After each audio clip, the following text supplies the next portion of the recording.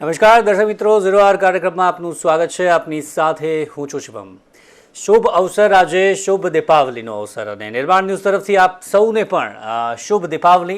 અને આજે દીપાવલીના પર્વ પર આજે આપણે ખાસ દિવાળીની જ વાત કરવાના છીએ, કારણ કે દિવાળીમાં આપણે વાત કરીએ તો સૌથી મોટો આપણો હિન્દુઓનો તહેવાર અને તેમાં અનેક તૈયારીઓ આપણે કરતા હોઈએ છીએ. સમય આપણે વાત કરીએ તો બદલાઈ રહ્યો છે અને તેની સાથે ઉજવણી પણ બદલાઈ રહી છે. તેની તૈયારીઓ કેવી રીતે કરવાની છે તે પણ અત્યારે ખાસ કરીને આપણે વાત કરીએ તો બદલાઈ રહી છે. પહેલાં આપણે જોતા હતા કે મહિનાઓ પહેલાંથી જેની તૈયારીઓ જે શરૂ થઈ જતી હતી, ઘરને કલરકામ કરાવવાનું કે પછી અન્ય જે ઘણા બધા કામો છે તે ઘણા બધા સમય પહેલાંથી, મહિનાઓ પહેલાંથી શરૂ થઈ જતું હતું. પરંતુ અત્યારે વાત કરીએ તો બધાની લાઈફ બદલાઈ છે અને તેમાં આપણે વાત કરીએ તો થોડોક ઓછો સમય છે કે તૈયારીઓમાં લાગતા હોય છે અને તેના કારણે પણ જે સમયાંતરે સમય જતાં જ દિવાળીની ઉજવણીમાં બદલાવ થઈ રહ્યો છે. તેની સાથે ઘરે મીઠાઈ બનાવવાની જે પરંપરા છે તે આપણે પહેલાં જોતા હતા, પરંતુ અત્યારે ક્યાંક એ ઓછું થઈ રહ્યું છે. એટલે સમય બદલાઈ રહ્યો છે, પરિવર્તન આવી રહ્યું છે, તેમ દિવાળીની ઉજવણીમાં પણ પરિવર્તન કે જે આપણે જોતા હોઈએ છીએ. બેસતા વર્ષના દિવસે આપણે વાત કરીએ તો જે વડીલોને મળવાની પરંપરા જે આજે પણ હજી અકબંધ છે, પરંતુ ક્યાંક ને ક્યાંક હજી એમાં પણ ક્યાંક બદલાવ કે જે આવ્યો છે. સોશિયલ મીડિયાનો જમાનો છે, ટેકનોલોજીનો જમાનો છે અને તેમાં પણ જે આપણે મળવાની જે પરંપરા છે તે ક્યાંક ને ક્યાંક વિસરાઈ રહી છે, કારણ કે એક એ પણ પાસું છે સંયુક્ત કુટુંબ અને તેમાંથી આપણે વાત કરીએ ન્યુક્લિયર કુટુંબ અત્યારે ખાસ કરીને થઈ રહ્યા છે.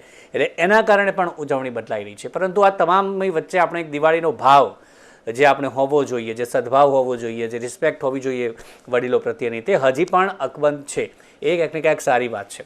એટલે આજે આપણે એ જ વાત કરવાના છીએ. દિવાળી પર્વ પર જે ઉજવણી જે થતી હતી તેની આપણે યાદો તાજી કરીશું અને સાથે જ અત્યારે દિવાળી જેમ જેમ બદલાઈ રહી છે તેમાં શું પોઝિટિવ છે, શું નેગેટિવ છે, આવનારો સમય કેવો હશે, આવનારું જનરેશન ખાસ કરીને કેવું હશે, તેની આપણે વાત કરીશું. અને એની ચર્ચા કરવા માટે મારી સાથે બે સિનિયર મહેમાન જોડાઈ ગયા છે. આપણે જે કહેતા હોઈએ છીએ અમુક વખત કે તારા કરતાં વધારે દિવાળી મેં જોઈ છે, અને એવા જ આપણી સાથે બે મહેમાન જોયા છે જેમણે ઘણી બધી દિવાળી જોઈ છે, દિવાળીની ઉજવણી બદલાતી તેમણે વર્ષે વર્ષે જોઈ છે. એવા બે મહેમાન મારી સાથે જોડાયા છે. ભાવના જોશીપુરાજી, ડૉક્ટર ભાવના જોશીપુરાજી જોડાયા છે મારી સાથે. એડવોકેટ છે અને સાથે જ પૂર્વ મેયર છે, પૂર્વ પ્રથમ મહિલા મેયર રાજકોટના. ભાવનાજી, આપનું સ્વાગત છે. અને તેમની સાથે છે ડૉક્ટર ચંદા પટેલ, જે પોતે વ્યવસાય ડૉક્ટર છે અને સાથે જ મહિલા અગ્રણી પણ છે, સામાજિક કાર્યકર પણ છે, અનેક એવા કામો સાથે સંકળાયેલા છે. બંનેનું સ્વાગત છે નિર્માણ ન્યૂઝમાં. બાબત છે ચંદાજી, આપ શું કહેશો આટલા વર્ષોમાં જે અત્યારે આપ વાત કરી, ભાવનાજીએ ઘણી બધી વાત કરી, એની આગળ જઈએ આપણે કે આ બધું આપણે જોયું છે, પરંતુ સમયની સાથે જેમ જેમ બદલાવ આવ્યો છે, અત્યારનો બદલાવ આપ કઈ રીતે જોઈ રહ્યા છો? સૌ પ્રથમ તો મંગલમય દિવાળીની આપ સૌને ખૂબ ખૂબ શુભકામના. દિવાળી એ તહેવારોનો રાજા છે. હિન્દુ સંસ્કૃતિ પ્રમાણે કંઈક દરેક તહેવાર આવે પણ દિવાળી આવે એટલે બધાના મનમાં એક અલગ જ અનેરો ઉત્સાહ હોય. અત્યારે થોડોક બદલાવ આવ્યો છે. આપણે પહેલા જોતા હતા કે દિવાળી હોય એટલે કેવું હોય કે ઘરની સાફ સફાઈથી ચાલુ કરીએ તો એ બધા સાથે મળીને કરતા. જ્યારે રસોઈ બનાવવાની આવે તો બધું જ જાતે બનાવવાનું, અને ફળિયાની તમામ, એ વખતે આંટીઓ નથી, એ વખતે માસીઓ હતી, આજુબાજુના બધા માસી ભેગા થઈ અને સાથે વણવાનું, સાથે બધું બનાવવાનું અને મોટા મોટા ડબ્બા ભરવાના. અને ડબ્બા ભરવાના તો એ કેવું કે જ્યારે અડોશી પડોશી આવશે અને નાસ્તો મૂકવા માટે રાખવાના. જ્યારે બાળક ઘરમાંથી અને વધારે પ્રમાણમાં લઈને ખાતું તો હજી ઓલા માસી ને અંકલ આવવાના બાકી છે, એમના માટે રહેવા દો. આ એક લાગણીનો ભાવ હતો અને એની એક અનેરી મજા હતી. અને એ વખતે દિવાળી એટલે આમ કપડાં પણ સીવીને પહેરતા હતા. એટલે એ વખતે રેડીમેડ નો ટ્રેન્ડ નહોતો. જે દરજી કાકા હોય એની પાસે કપડા સીવવા ગયા હોય, અને ઘણી વખતે તો દિવાળીના રાત્રે દરજી કાકા કપડા આપવા આવે, એટલા બધા એની પાસે જમા થયેલા હોય તો સીવવામાં પણ લાઈન લાગતી હતી. પણ એની પણ એક મજા હતી કે એનાથી એક આત્મીયતા રહેતી હતી. દરજી કાકાનું ઘર આપણા ઘર થકી ચાલતું હતું, એટલે એ પણ એક સારી ભાવના હતી. અને પછી સાથે બેસીને કીધું આવી રીતના ફટાકડા ફોડવામાં પણ કેવું હતું કે વધારે ભાઈ બહેન હોય એટલે ફટાકડાના ભાગ પડતા હતા. અત્યારની જેમ આમ ખુલ્લું બધું નહોતું કે બધું અનલિમિટેડ નહોતું, એ વખતે લિમિટેડ નો જમાનો હતો. એટલે દરેક ભાઈ બહેનના ભાગમાં જે મીઠાઈ કે ફટાકડા હોય એ ફટાકડા પોતાની રીતે જ્યારે અનુકૂળતા હોય ત્યારે ફોડવાના. કોઈ નાનાને બીક લાગતી હોય તો પપ્પા મમ્મી સાથે રહે અને પેલા લવિંગિયા મોટી સળી સાથે લઈને આમ લવિંગિયા દૂરથી ફોડવાના.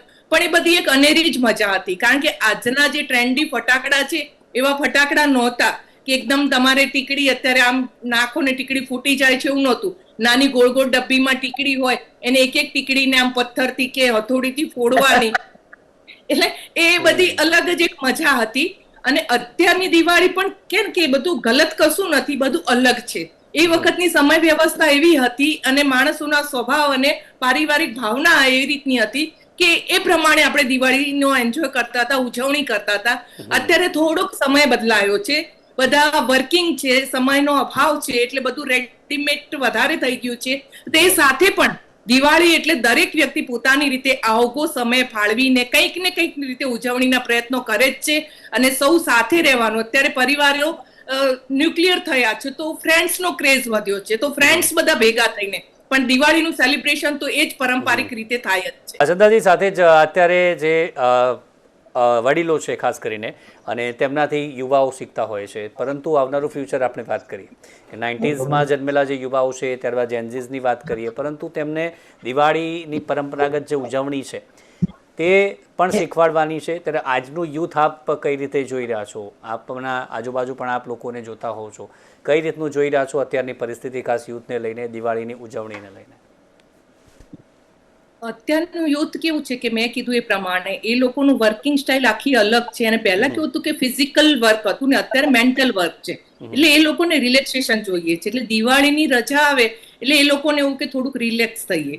એટલે બેને કીધું કે જે આઉટિંગનો ક્રેઝ વધ્યો છે એનું કારણ એકમાત્ર રિલેક્સેશન છે કે એમને એવું કે બસ એટલી હવે રજા મળી છે તો એનો ઉપયોગ કરીએ, બહાર જઈએ અને ક્યાંક આરામથી રહીએ. અને એ બાને ફેમિલી સાથે પણ રહેવાશે, તહેવારનું સેલિબ્રેશન પણ થશે અને સાથે રહેવાનું પણ થશે.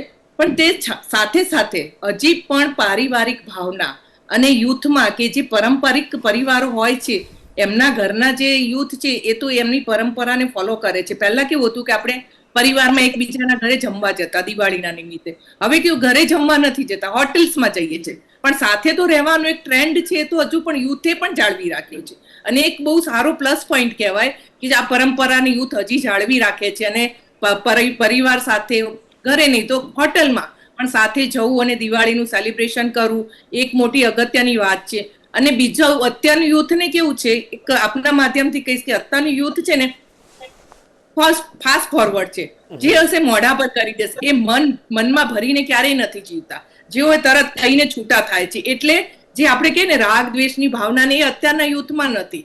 એ સૌથી મોટામાં મોટો પ્લસ પોઈન્ટ છે. પહેલા આપણે કહેતા કે દિવાળી આવી બધું જૂનું ભૂલી જઈએ, બધા વેરઝેર ભૂલી જઈએ, મન સાફ કરીએ અને નવા વર્ષથી કોઈની સાથે અબોલા હોય એને પણ નવા વર્ષના નૂતન વર્ષ અભિનંદન કરીને અબોલા છૂટા થતા, એવું હતું. પણ અત્યારના યુથને એવું નથી. અત્યારના યુથને જે પણ કઈ નહીં, આ તારું ઓકે નથી, આ ઓકે છે, અને બીજી જ સેકન્ડે એની સાથે ટોક ચાલુ કરી દે છે. એટલે અબોલા જેવું એ વસ્તુ જ નીકળી ગઈ છે. એ અત્યારના યુથ માટેનો પ્લસ પોઈન્ટ છે કે મનમાં કશું જ ના રાખે, જેના કારણે કોઈ પણ ગ્રંથિ બંધાતી નથી અને સંબંધો બગડતા નથી. જે પણ છે બધું જ અત્યારે સરસ રીતે ચાલી રહ્યું છે. અને દિવાળીના તહેવારને પણ અત્યારનું યુથ એની જે નવા ટ્રેન્ડથી શરૂ કરે છે. કે પહેલા જોયું તો આપણે ફટાકડા અલગ રીતથી ફોડતા હતા. અત્યારે બધા ફ્રેન્ડ્સ બધા સાથે રહી ભેગા થઈને એક જગ્યાએ ફટાકડા ફોડતા હોય છે, અથવા તો કંઈક ને કંઈક એ લોકો પાર્ટી ઓર્ગેનાઇઝ કરતા હોય છે. એટલે કંઈક ને કંઈક એક તહેવારના બહાનાથી બધા ભેગા થતા હોય છે અને સાથે રહેવાનો મોકો શોધતા હોય છે. અને ફ્રેન્ડ્સના બોન્ડિંગ્સ પણ વધ્યા છે અને આ તહેવારના માધ્યમથી એ લોકો એને વધુથી વધુ ઉજવે છે અને ભેગા મળી સૌ સાથે રહે છે. અને દિવાળી એ આફ્ટર ઓલ દિવાળી જ છે.